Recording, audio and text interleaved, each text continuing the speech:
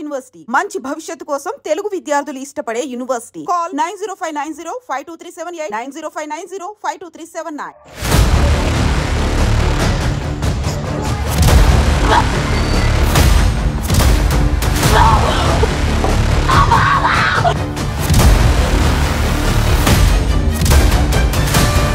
నల్గొండ జిల్లాలో మరోసారి హత్య జరిగింది. అది కూడా రాత్రి 10:45 పక్కా స్కెచ్ ప్రకారం రెక్కి నిర్వహించి మరీ చంపడం అయితే జరిగింది. ఈయన కలర్ ల్యాబ్ యజమాని, నకరేకిల్ కి సంబంధించిన వ్యక్తి. ఆయన పేరు వచ్చేసి గద్దపాటి సురేష్. ఈయన పట్టణంలో అంటే నల్గొండ పట్టణంలో రామగిరి నుంచి 2 టౌన్ పోలీస్ స్టేషన్ కి దగ్గరలో గీతాంజలి అపార్ట్మెంట్ లో ఓ షాప్ ని అద్దెకి తీసుకొని ఈయన కలర్ ల్యాబ్ అని నడిపిస్తున్నాడు. సో ఎవరైనా కలర్ ఫోటోస్ కి సంబంధించి ఆయన ల్యాబ్ ను ప్రింట్ చేయించుకుంటే ఆ తర్వాత ప్రింట్ అవుట్ తీస్తూ ఉంటాడు. సో ఆ వ్యాపారం చేస్తున్నటువంటి వ్యక్తిని కొంతమంది దుండగులు వచ్చి పూర్తిగా మెడపై గుండెలో కత్తితోని దాడి చేసి చంపే ప్రయత్నం చేయడం ఇప్పుడు కలకలం క్రియేట్ చేస్తోంది. అక్కడే దగ్గరలోనే పోలీస్ స్టేషన్ ఉంది. అంటే పోలీస్ స్టేషన్ పక్కనే ఉన్నటువంటి అపార్ట్మెంట్. ఆ అపార్ట్మెంట్ లో ఈయన పూర్తిగా ఆయన షాప్ ని నడిపిస్తున్న సందర్భంలో రాత్రి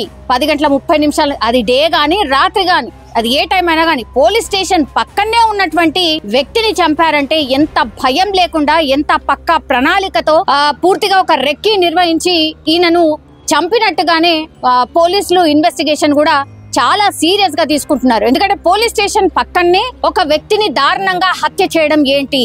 ఇప్పుడు పోలీస్ శాఖ కూడా చాలా సీరియస్ గా తీసుకుంది. ఎందుకంటే పోలీసులు అంటేనే భయం లేకుండా మరి ఇంత దారుణంగా ఇంత బరితెగిస్తూ మనుషులని చంపుతున్నారు. అది కూడా పోలీస్ స్టేషన్ కి దగ్గరలో కూతవేటు దూరంలో ఆల్మోస్ట్ పక్కనే ఉన్నటువంటి ఒక షాప్ యజమానిని చంపడం అయితే జరిగింది. అయితే పాత కక్షలు కారణమా, లేకపోతే ఈయనకి ఇంకెవరితోనైనా గొడవ ఏమైనా జరిగిందా, ఇంకెవరైనా కావాలని చంపించారా ఏంటి అనేది కూడా పూర్తిగా ఇన్వెస్టిగేషన్ అయితే పోలీసులు చేస్తున్న సందర్భం అయితే కనిపిస్తోంది. గద్దిపాటి సురేష్ ను చంపడానికి కొన్ని రోజుల ముందుగానే పక్కా రెక్కి నిర్వహించారు ఈ దుండగులు అనేటువంటిది కూడా పూర్తిగా పోలీసుల ఇన్వెస్టిగేషన్ లో కొంత ప్రాథమిక సమాచారంలో కలెక్ట్ చేసినటువంటి సందర్భం కనిపిస్తోంది. పథకం ప్రకారమే అంటే కలర్ ల్యాబ్ లో సీసీ కెమెరాలకు సంబంధించి కూడా కేబుల్ కట్ చేశారు అని కూడా అక్కడ ఉన్నటువంటి స్థానికులు ఎవరైతే ఉన్నారో వాళ్ళు కూడా చెప్తున్నారు. కొన్ని రోజుల క్రితం నుంచి కూడా సీసీ కెమెరాలు వర్క్ చేయట్లేదు.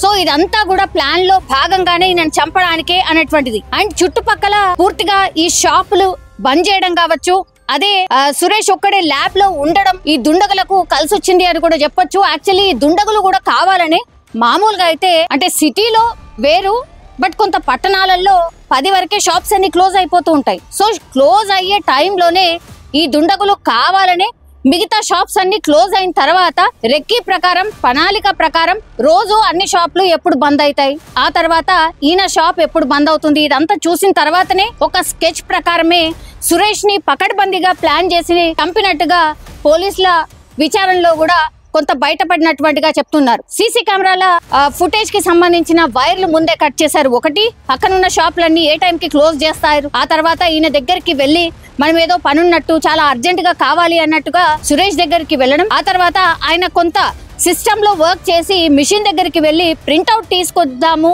అన్న టైంలోనే కత్తులతోని పూర్తిగా దాడి చేయడం అయితే జరిగింది. వెంటనే ఆయన సురేష్ కూడా అక్కడికక్కడే చనిపోయినట్టుగా కూడా చెప్తున్నారు. సో దుండగులకి ఇప్పుడు సురేష్ ఏంటి, ఎలా ఉంటాడు, ఆర్ ఎక్కడి నుంచి ఎటువైపు వెళ్తాడు అనేది కూడా ముందుగానే ఎవరైనా సమాచారం అందించారా, లేకపోతే పాత కక్షలు ఏమైనా ఉన్నాయా అనే కోణంలో మాత్రం పూర్తిగా విచారణ చేస్తూ ఉన్నారు. అండ్ ఫోటో స్టూడియోస్ కావచ్చు, కలర్ ల్యాబ్లు కావచ్చు, ఈ మిక్సింగ్ యూనిట్స్, ఈ కలర్ ల్యాబ్ కి సంబంధించిన షాప్లు ఏవైతే ఉన్నాయో సంఘీభావంగా అంటే సురేష్ ని ఇంత దారుణంగా చంపడం ఏంటి, ఆయనకు సంఘీభావంగా పూర్తిగా ఈ షాప్స్ అన్ని క్లోజ్ చేస్తూ పోలీసులకైతే వీళ్ళందరూ షాప్ యజమానులు రిక్వెస్ట్ చేస్తూ ఉన్నారు. సురేష్ ని చంపింది ఎవరు, ఈయన కేసుని చాలా సీరియస్ గా తీసుకోవాల్సిందే. కూతవేట దూరంలోనే మీ పోలీస్ స్టేషన్ ఉంది, అయినా భయం లేకుండా ఇట్లా చంపడం ఏంటి, మరి మనుషుల్ని కత్తులతో దాడి చేసి నరికి చంపుతున్నారు. సో వీటన్నిటిని కూడా సీరియస్ గా తీసుకోవాల్సిందే అని తోటి ఈయనతో పాటు వర్క్ చేసిన వాళ్ళ ఫ్రెండ్స్ ఎవరైతే ఉంటారో వాళ్ళు కూడా డిమాండ్ చేసిన పరిస్థితి కనిపిస్తోంది. ఇప్పుడు నల్గొండ పట్టణంలో ఇప్పుడు హత్య తీవ్ర దుమారమే చెలరేగినట్టు కనిపిస్తోంది. దీన్ని కూడా సీరియస్ గా ఇన్వెస్టిగేషన్ చేస్తున్నారు పోలీసులు.